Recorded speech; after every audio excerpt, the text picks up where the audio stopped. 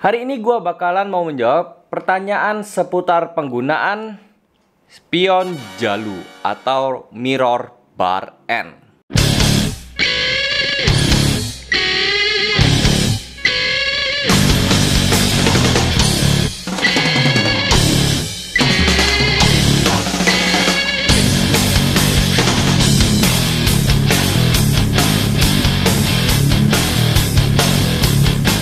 Halo guys, gue Andrea Fares dan selamat datang di channel gue ya. Bagi kalian yang baru nemuin channel ini atau yang belum subscribe tapi sudah banyak yang nonton juga, ayo subscribe aja channel gue ya dan nyalakan lonceng notifikasinya. Karena sudah pasti gue bakalan ngupload 2-3 video per minggunya buat kalian tentang dunia otomotif dan vlogging.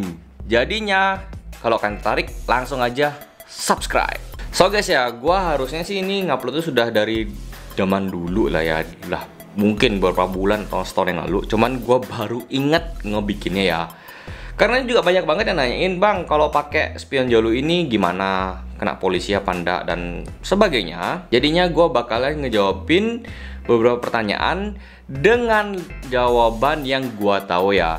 Jadinya ada 5 poin yang bakalan gue sharing ke kalian soal penggunaan spion jalu ini. Sudah pasti orang yang membeli spion ini karena unik ya. Selain unik, biasanya karena orang-orang juga nggak seneng atau mungkin lebih suka liatin dashboard stang itu bersih ya, tanpa ada tanduk spion. Jadinya ya spion itu dipindahkan ke ujung stang. Jadinya ya kayak dibawa ke bawah gitu ya. Ini, nah sebentar ya, kayak sebentar. Ya pokoknya di bawah gitulah pokoknya ya. Gua agak susah mempraktekkan di sini. Jadi kalian bisa lihat fotonya di sini. Dan juga ya model maupun tipenya juga banyak. Ya ini yang gue bawa pulang nih tipenya adalah yang oval ya. Ini harusnya ada juga yang bulat, ada yang kotak, ada yang wah gue nggak tahu lagi dah. Pokoknya banyak banget lah.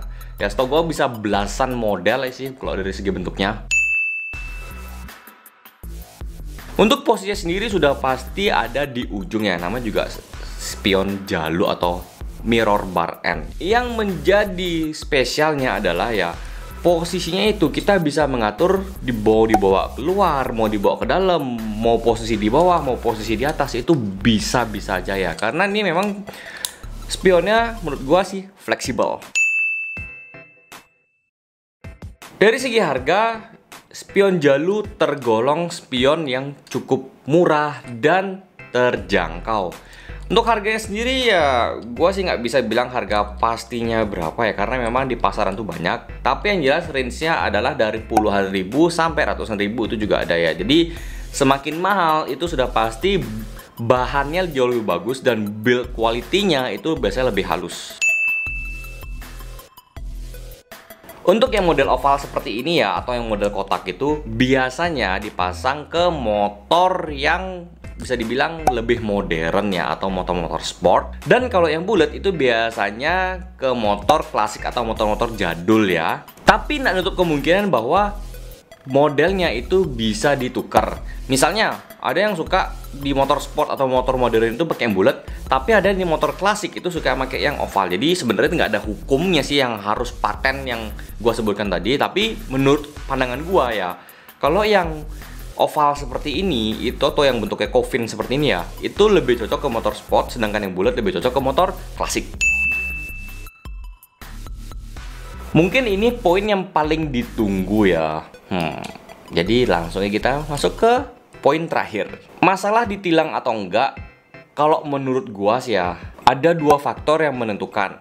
Yang pertama adalah dari polisinya sendiri, dan yang kedua adalah dari wilayah atau tempat tinggal. Kalau dari segi polisi ya, menurut gua sih ya, kalau polisinya memang nyari-nyari ya, atau polisi yang ya nakal lah kita bisa bilang gitu ya, itu sebenarnya nggak cuman spion jalu sih yang bakal dijadiin bahan tilang, tapi bisa faktor yang lain lah.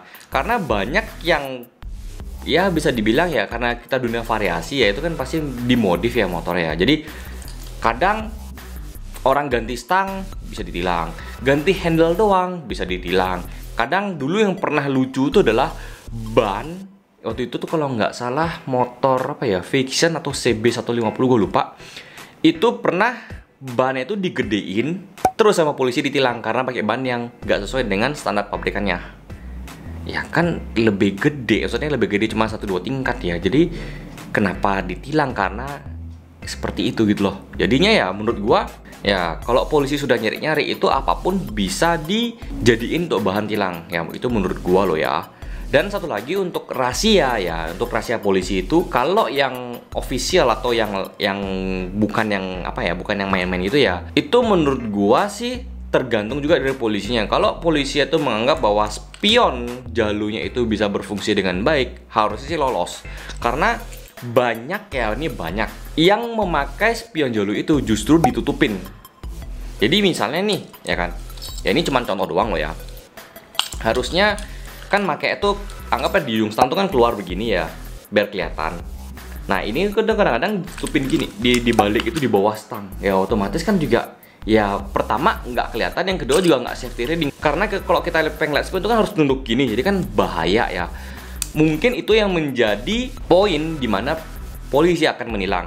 Tapi kalau yang modelnya keluar seperti ini atau posisinya di atas ya, misalnya di atas seperti ini ya, di atas stang gini ya.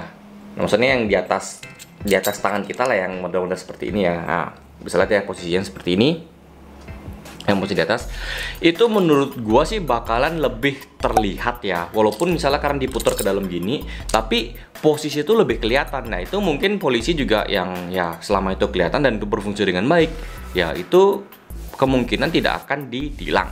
Lalu untuk daerah ya, itu menurut gua sih sekarang kembali memang ke daerah masing-masing ya. Karena ada beberapa daerah yang polisi itu masih kayak ya udahlah karena spionnya variasi dan itu berfungsi dengan baik ya, dan itu juga model variasi ya. Itu masih diperbolehkan. Tapi ada beberapa daerah juga yang bener-bener kayak ketat atau melarang penggunaan spion variasi. Mau itu variasinya yang di ujung spion kayak mau di tempat yang aslinya kayak atau yang kayak gimana, itu ada beberapa daerah yang memang agak melarang tentang penggunaan spion variasi termasuk spion jalu ini. Jadinya ya harap diketahui dulu ya kalau mau masang spion variasi seperti ini, itu diketahui dulu apakah diperbolehkan di daerah masing-masing apa tidak. Contoh ya, dulu di Bali ada salah satu kota di Bali itu pernah melarang penggunaan spion variasi. Jadi waktu itu ceritanya sekitar tahun 2010-an lah, 2008, 2009, 2012 lah mungkin ya. Jadi waktu itu masih zamannya Jupiter MX yang 4 speed ya. Itu pernah orang tuh full modif. Tapi spionnya masih standar. Setelah gua tanyain, kok spionnya standar nggak dimodif? Dia jawab, ya nggak boleh, nggak dikasih sama aturan di wilayah dia atau di kotanya dia. Jadinya ya seperti itulah kurang lebihnya. So guys, itu aja yang bisa gue share untuk kali ini. Terima kasih sudah nonton video gue sampai selesai. Gue Andrea Faren, sampai jumpa di video gue berikutnya. Bye bye.